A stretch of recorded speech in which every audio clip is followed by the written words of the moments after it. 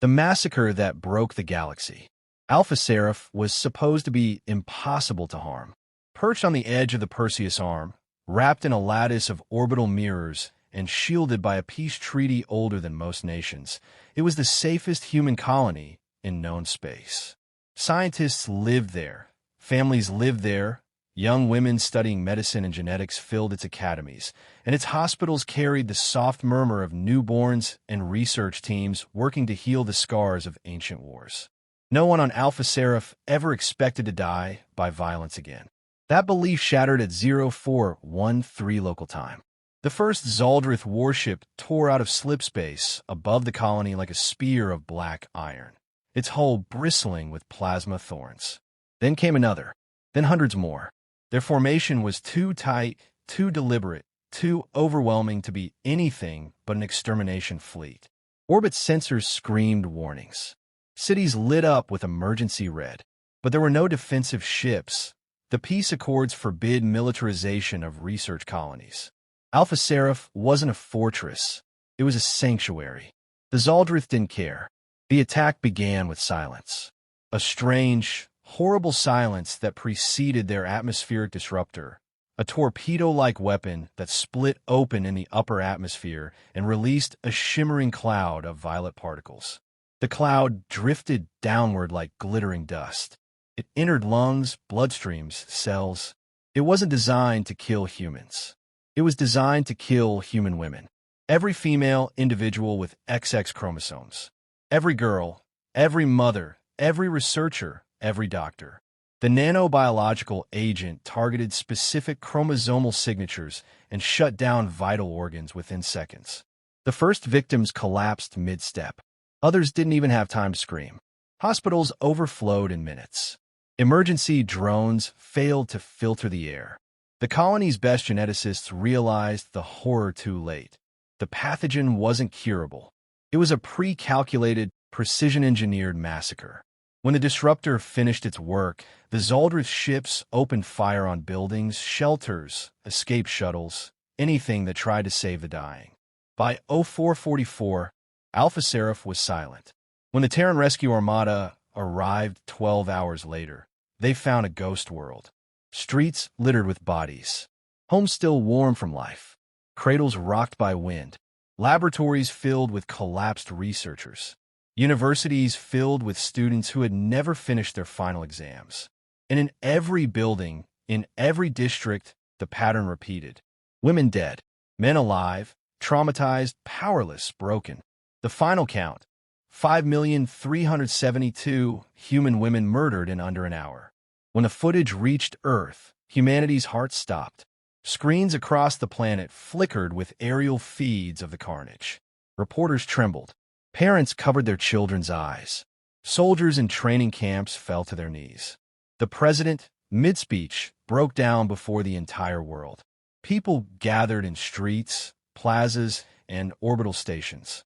No chants, no riots, no sound, just grief so heavy it nearly cracked the species in two. For days, Earth was silent. For days, every colony, station, and outpost mourned. Vigils burned across Mars. Luna dimmed its city lights. Titan switched off its commercial hubs entirely. Humanity entered a unity deeper than any political treaty. The first spark of fury ignited when intercepted communications surfaced, Zaldrith officers laughing as they watched the colony die. And then came the king's decree himself, broadcast across his empire. Human women are the womb of an abomination. Remove the womb, and humanity dies. That message was humanity's breaking point. The Terran High Command convened an emergency summit. Every general, admiral, planetary governor, and cultural representative attended.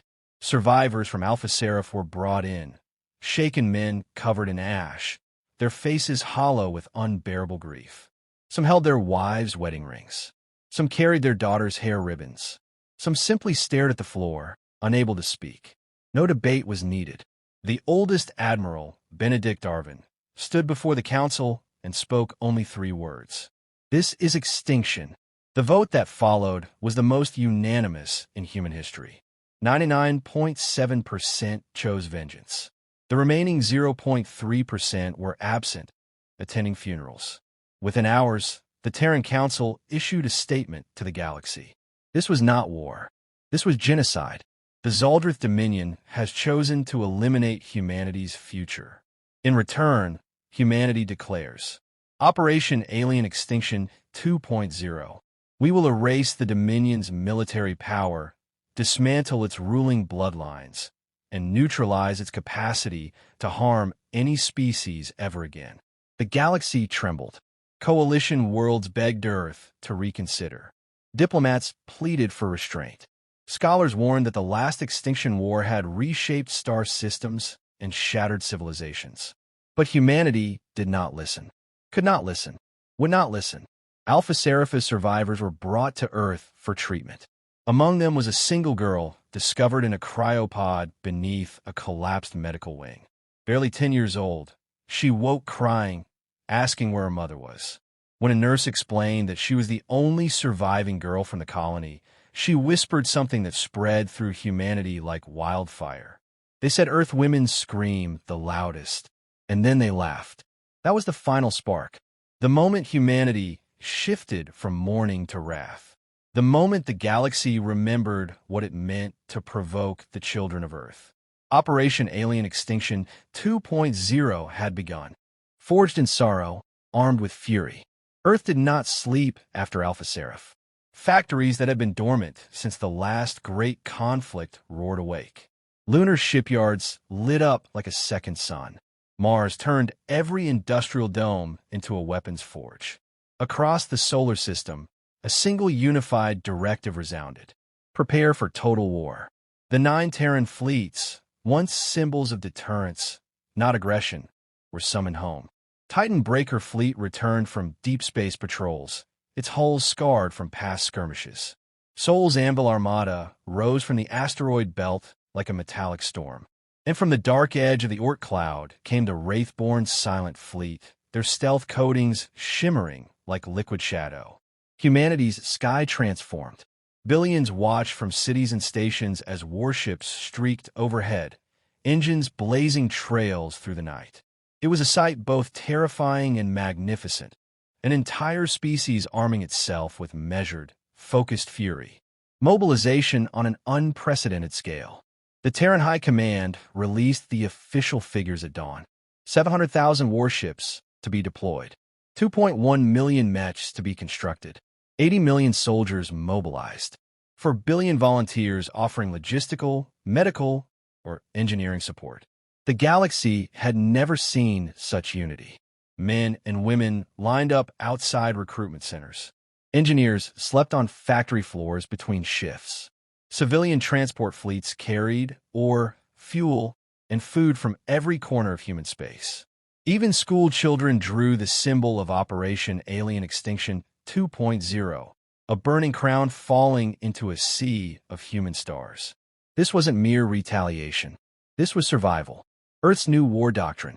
In the war room beneath Geneva, the highest-ranking commanders of humanity gathered around a holographic display of the Zoldrith Dominion. Their territories glowed like an infection across the star map. Admiral Arvin addressed the council. Capturing territory is unnecessary. Their empire is not land. It is power. Remove the power, remove the empire. Thus was formed the new doctrine. 1. No occupation. 2. No negotiation. 3. No half measures. 4. Neutralize the Dominion entirely. Humanity would dismantle the Zoldrith the way the Zoldrith had dismantled Alpha Seraph. Efficiently, thoroughly, irreversibly. The Zoldrith's fatal mistake. Meanwhile, deep within the Dominion, King Varzor laughed. From his obsidian throne, he dismissed humanity's declaration as emotional theatrics from a volatile species. His advisors begged him to reconsider. His generals warned that humans were not like other prey, that they fought with desperation and ingenuity unmatched across the galaxy. But the king refused to believe humans capable of true war effort. They are weak, he hissed. Their compassion is a liability. Their grief is a chain. They will collapse under the weight of their own tears. He did not understand humanity at all. The first human offensive, The Terran fleets arrived far sooner than the Zoldrith anticipated.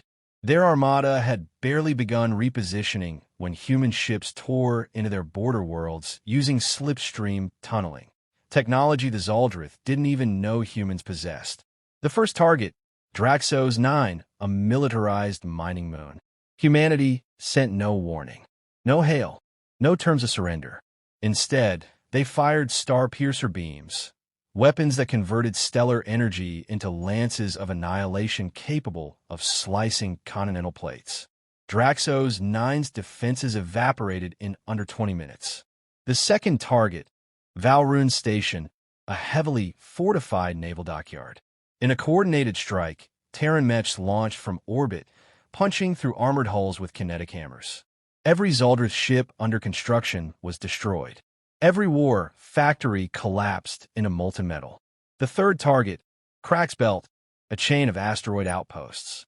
Humanity deployed the Wraithborn fleet. Cloaked, silent, unseen, the outposts went dark one by one. Within 36 hours, the Zoldrith Dominion lost 3 sectors. The galaxy trembled. Coalition, please, human silence. Diplomatic channels lit up across known space. The Cerulean Chancellor spoke first. Humanity, please, this path leads to another galactic dark age. The Alaris Crystalline Council begged. Do not repeat the sins of the past. In the war, do not escalate it. But humanity did not bend. The Terran president replied simply, talk to the ones who committed genocide, not to the ones responding to it. Coalition diplomats quietly backed away. None wished to risk becoming the Dominion's next target, or humanity's. Inside the human heart, amid the mobilization, soldiers prepared for a war none had wanted but all accepted. Lieutenant Mara Solari, a rising officer with sharp eyes and a hollow voice, stood in the barracks of the Iron Ghoul Division. Elite, gene-adapted soldiers engineered for any environment. Her entire family had lived on Alpha Seraph. She strapped on her armor, feeling its weight settle like resolve across her spine. For every mother who never got to hold her child, she whispered. Around her, thousands echoed the sentiment. Humanity did not seek glory. They sought closure, justice, fury with purpose. The king's dark plan revealed. Then came the intercepted intelligence. Zoldrith communication logs decrypted by Terran cybernetics. Project Purity, a full-scale plan to eliminate the human bloodline across the galaxy. Alpha Seraph had been only Phase 1. The war was no longer about vengeance. It was survival. Humanity activates the Grim Horizon Protocol, forbidden by every treaty, locked away for centuries, feared even by its creators. Grim Horizon, an AI-controlled kill network capable of tracking, analyzing, and exterminating military targets with terrifying precision. When its interface powered on, every general silently acknowledged what humanity had committed to. Total war. No restraint. No surrender. Operation Alien Extinction 2.0 was fully underway, and the galaxy braced for what was coming. We are the children of Earth, and we do not forgive. The Zoldrith Dominion had always believed itself untouchable. Its core worlds lay deep behind fortified hyperlanes, labyrinthine starfields, and ancient citadel stations engineered to repel entire coalitions. But none of that mattered anymore, because humanity wasn't coming to negotiate, bargain, or posture. Humanity was coming to end them. The slipstream invasion begins. At 0300 Terran Standard Time, the 9 fleets activated the slipstream tunnels, unstable, experimental worm lines that could drop armadas directly into enemy space. Even the Dominion had dismissed such technology as suicidal. But humans had perfected it in secret. Blue-white rifts split open across 5 Zoldrith star systems. Terran dreadnoughts burst through like metallic leviathans, engines screaming, holes glowing with the friction of dimensional transit. Zoldrith patrol ships panicked. Impossible! How did they reach Varluin Gate? The subspace nets never detected them. How? Humanity didn't answer their cries. The first orbital volley annihilated every Zoldrith vessel within 10,000 kilometers. Plasma ribbons carved through battleships. Rail cannons tore stations in half. Starpiercer lances burned holes through military moons. The Dominion's border defenses fell in 4 hours. The Battle of Varluin Gate. Varluin Gate was the pride of the Zaldrith, a sprawling, ring-shaped mega-fortress guarding the primary slipstream routes.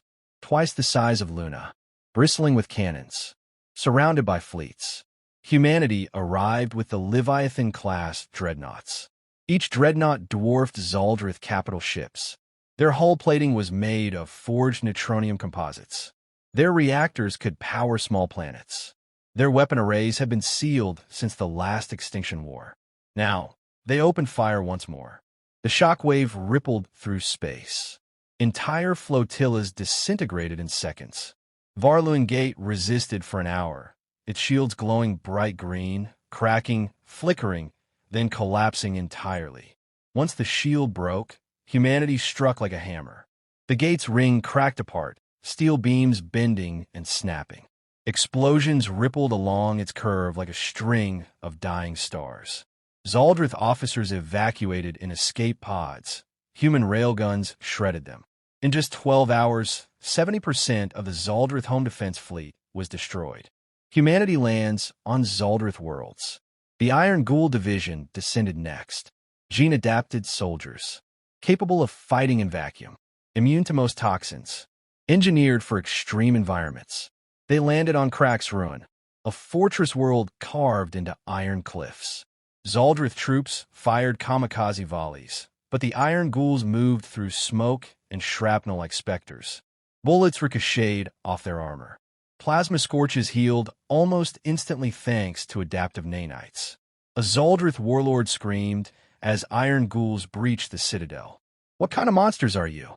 Lieutenant Mara Solari answered through her helmet's vox. "The kind you created." Within a single day, Crack's Ruin fell. Within 3, 2 more fortress worlds collapsed. The galaxy watches and chooses sides. At first, the galaxy trembled in fear of humanity. The scale of the invasion, the precision of the assault, the unstoppable push through Zaldrith territory. But then came the footage. Rescued slaves, torture chambers, alien tribes forced into breeding pits, entire species broken by centuries of Dominion rule. In hidden caverns beneath Zaldrith worlds, humanity discovered laboratories filled with mutilated captives, biological experimentation beyond imagination. Humanity released the recordings. The galaxy erupted in horror. The Saralin declared immediate military support to Earth. The Trachni revolted against their Zaldrith overseers. The Alaris shattered 3 Dominion outposts without waiting for permission. For the first time in centuries, the galaxy united, not against humanity, but with them. The birthing crucibles. On the world of Vraxkel, humanity stumbled upon the darkest secret of all. Deep underground lay the birthing crucibles, massive organic machine hybrid chambers pulsating with sickly bioluminescence. Here, the Zaldrith engineered new generations of soldiers using genetic grafting stolen from enslaved species. Millions of captives had died feeding the crucibles. The machines were still active. Mothers and fathers, barely alive, trapped in tubes. Children wired into nutrient siphons. Entire bloodlines used as raw genetic input. Even battle-hardened Terran Marines froze in horror. Lieutenant Mara Solari removed her helmet and knelt beside one of the pods. A dying Saralin child inside lifted its trembling hand. "We'll get you out," she whispered, voice cracking. Humanity shut down the crucibles, freed every living being, burned the rest to ashes. After the broadcast, the Dominion lost any remaining sympathy across the galaxy. The King's final weapon. Enraged and cornered, King Varzor activated his most forbidden creation, the Star Eater Worm. A colossal, engineered creature resembling a titanic serpentine mass of dark matter membranes and gravitational coils. Designed to consume plasma directly from stars. A living stellar predator. He aimed it toward the Sol system. Zaldrith commanders hesitated. Scientists warned it was unstable. Even advisors feared provoking humanity further. But the king roared, "Let them watch their son die." Humanity responds. Terran deep space sensors detected the disturbance near Proxima Centauri. Gravity wells bending unnaturally. A star's light dimming. Admiral Arvin issued immediate orders. Deploy the Wraithborn fleet. Nothing reaches Sol. The silent fleet vanished into slipstream tunnels, racing toward the Star Eater. On Earth, families gathered under artificial skylights. Children clutched their parents. Soldiers recorded final messages, preparing for the possibility of humanity's last dawn. Humanity had lost 5 million daughters. They would not lose their son. The chapter ends with rising tension. As the Wraithborn fleet approached the beast, its colossal silhouette eclipsed an entire star. Its maw opened, drawing solar plasma into a swirling vortex. Humanity braced itself. The next battle would determine the fate of Sol and the destiny of the species. Operation Alien Extinction 2.0 was approaching its decisive hour. Operation Alien Extinction 2.0. Earth had seen wars, genocides, and the darkest depths of cruelty, but nothing in human history compared to the message broadcast across every human colony only hours before Operation ACE 2.0 launched. A single, blunt declaration from the Galactic King himself, dripping with arrogance. Your women screamed beautifully. That was the moment the last restraint shattered. That was the moment humanity's morality evolved. Not vanished, evolved. The world's greatest generals, scientists, diplomats, and intelligence chiefs gathered in the subterranean war's sanctum beneath New Geneva. The room was silent as the last star map holograms flickered online. Every face was carved from stone. No fear, no doubt, only purpose. Admiral Rhea Avern, steel-eyed and unflinching, stepped forward. Our enemy thought genocide would break us, she said. Instead, they have made us unified in a way humanity has never been in its entire history. From solar miners in the belt to the post-war farmers of Mars, every single human now fights as one. She paused, letting the weight settle. And today we answer. The lights dimmed. A massive hologram of the Galactic Empire's star clusters blazed to life. There were hundreds of systems, hundreds of fortified worlds, hundreds of strongholds where the king believed himself untouchable. General Talon Vesk, commander of special operations, spoke next. His voice was cold enough to frost steel. This is not conquest, he said. This is not diplomacy. This is not deterrence. He tapped the table. A red line spread across the enemy's territory like a burning wound. This is extinction. No one flinched. No one breathed. Every soldier in the war sanctum stood taller. Begin launch countdown, the AI intoned. The Armageddon fleets stirred. 10,000 dreadnoughts awakened from their orbital docks around Earth, Mars, Luna, Titan, and Ganymede. 20,000 carrier groups rose from subterranean vaults, shields shimmering. The Leviathan-class supercarriers, each the size of a small moon, activated their gravitational cores. These were humanity's newest inventions, born from desperation and rage. Their weapons didn't simply kill armies, they reshaped planets. And deep in the void beyond Neptune, the weapon humanity had sworn never to use again hummed awake. The quantum obliterator, a device capable of unraveling matter at the atomic level. The Galactic King had dragged humanity across the final red line, so humanity erased the line entirely. The invasion begins.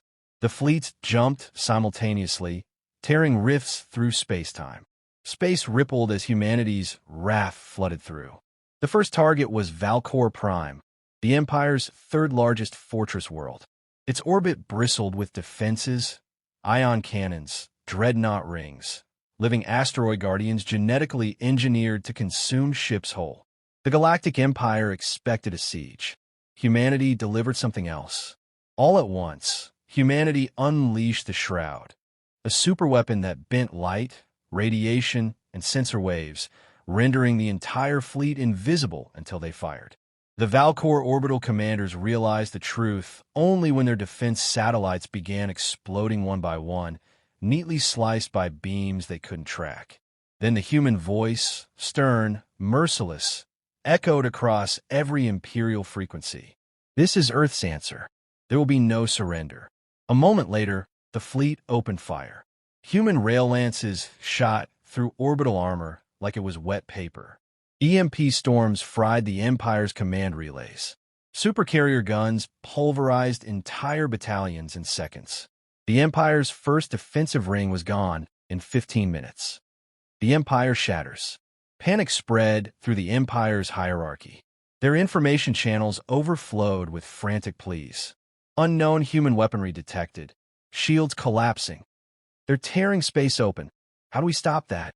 The king's orders? Any orders? But the king remained silent. He hid within his palace bunker on the imperial capital, secure behind 10,000 layers of bioarmor. Or so he thought. Humanity had already predicted the capital's defenses. They knew the layout, knew the guard rotations, knew the shield frequencies. Because humans had invented the infiltration matrix decades ago, then upgraded it without telling anyone. The king's most secret palace was not a mystery. It was already marked for death. A galaxy watches. Dozens of neutral species, some ancient and powerful, watched the war from their distant systems. Shock rippled through their councils. They move like a force of nature. No hesitation, no mercy. They're not conquering, they are erasing. Humanity has finally shown what they can become. Some debated intervention. None dare to move. For the first time in galactic memory, a single species terrified the universe. The king's last hour, as human fleets tore through his empire, burning through systems like wildfire, the king finally appeared on the imperial holonet. He looked shaken, desperate. "This is impossible," he roared. "You are a primitive species. You feel too much. You break too easily. How could you?" He didn't finish, because his palace walls shook. The cameras trembled. Behind him, a loud crash echoed, metal tearing, stone collapsing. The screen blacked out. Everyone, human, alien, friend, foe, knew exactly what that meant. Operation Alien Extinction 2.0 was not a threat. It was a promise, and humanity always kept its promises. At that moment, the final fleet, a formation of 500 dreadnoughts led by Admiral Rhea herself, locked coordinates onto the imperial capital. "Prepare the quantum obliterator," she commanded. Her crew stiffened. Their eyes hardened. One shot, one system-wide effect, one empire erased. "For the 5 million," Rhea whispered. The trigger glowed. Humanity fired.